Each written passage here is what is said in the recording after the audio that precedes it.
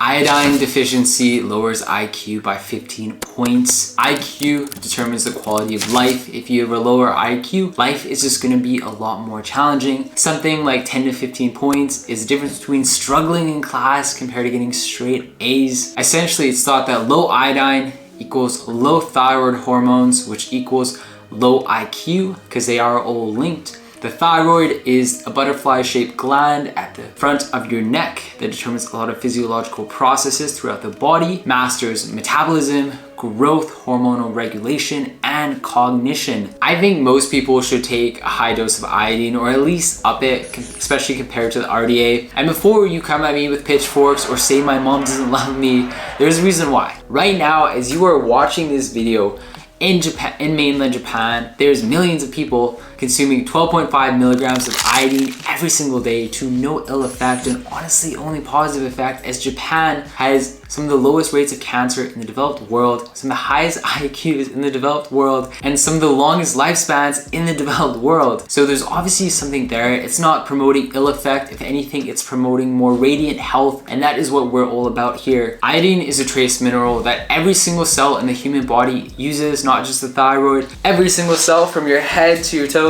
Some doctors would say 97% of the US population is deficient in iodine, except how do you actually know?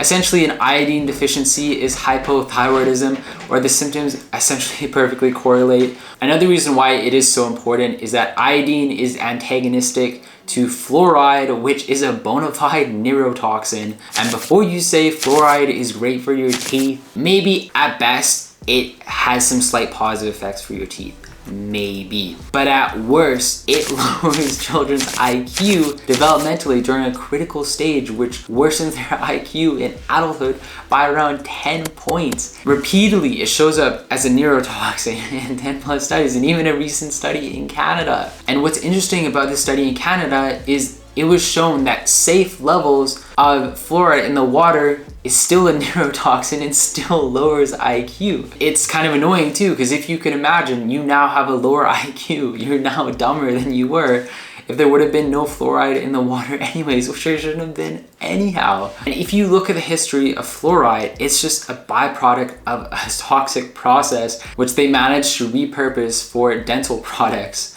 for tap water, for toothpaste, for procedures at the dentist clinic. Overall, the biggest needle mover for dental health is diet, as most things are. So fluoride displaces iodine, which causes that cognitive impairment, that lower IQ, as well as another halogen.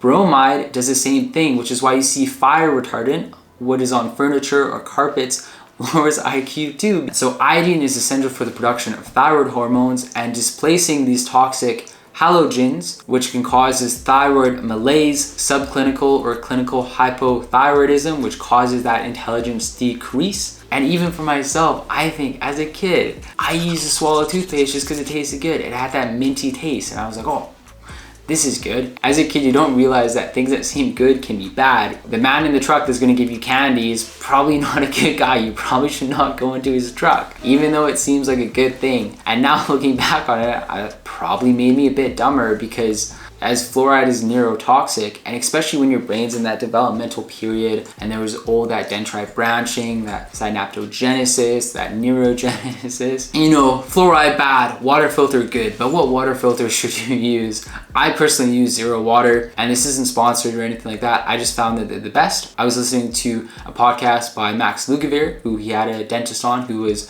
more of a naturopathic dentist who focused on diet, and he researched it a bunch because he had children. He had 3 daughters, and he thought to himself, how much would a 10-point IQ drop cost? You know, probably a lot of money compounded over the rest of a adult's life. And so he researched all the best water filters to find, and eventually he settled on Zero Water, which you can get from Amazon, and it's cheap. It's like at the same price point as a Brita water filter, and to that point, Brita water filters don't even work. There's a lawsuit currently going on stating that. So that's what I would recommend. And you can switch your fluorinated toothpaste to hydroxyapatite, and you can consume tamarind, which remarkably increases fluoride excretion, as well as you can go to the sauna. Usually if you want to detoxify things from your body, you want to sweat, poop, or pee. Cancer is another big one. Iodine is essential for 50% of your immune system function, and your immune system is essential for cancer suppression and cancer treatment. And even if we compare a population that is iodine sufficient to one that is not, so Japan to the US, Japan has significantly lower rates of breast cancer, prostate cancer, thyroid cancer. They have a longer lifespan of 83 years to 78 in the US. Maybe this is confounded because in Japan, they definitely have lower rates of obesity, and obviously obesity increases all rates of chronic disease. So how can you start taking iodine? It's best to start with the low dose. As with most things, supplements, medications, nootropics, best to start with a low dose, see how you respond, and go from there. Dr. David Brownstein, who wrote a book on iodine, says that you should take it with cofactors, which are pretty easy to get and just kind of make sense so you can support the action of iodine in your body. First is selenium, so 200 to 400 micrograms. Then is vitamin C, ascorbic acid, around 1 to 2 grams. Magnesium, 200 to 400 milligrams of elemental, as well as a tablespoon of salt. Selenium is probably the most important part for iodine. If you were just to do one thing, it'd probably just be eat those Brazil nuts or supplement selenium, as it's essential for converting the inactive T4 to the active T3, which exhibits most of the physiological effect, the thyroid in the body. And even so, a selenium sufficiency decreases cancer mortality rates by 50%. So it's a very important thing. There's a few different common forms where there's elemental iodine, potassium iodine, sodium iodine. They all have slightly different effects and they're used for slightly different medical purposes, except they're all fairly similar. A tablet or a solution, it depends on your preference.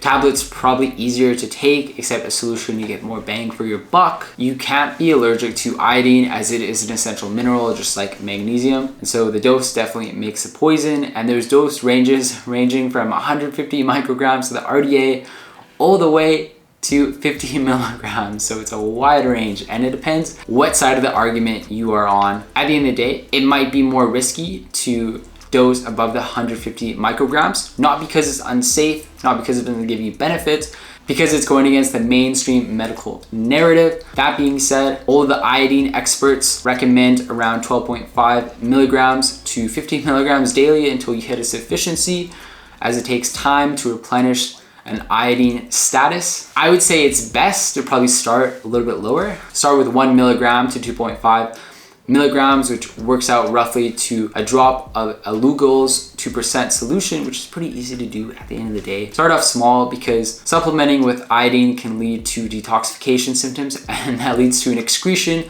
of those toxic halogens.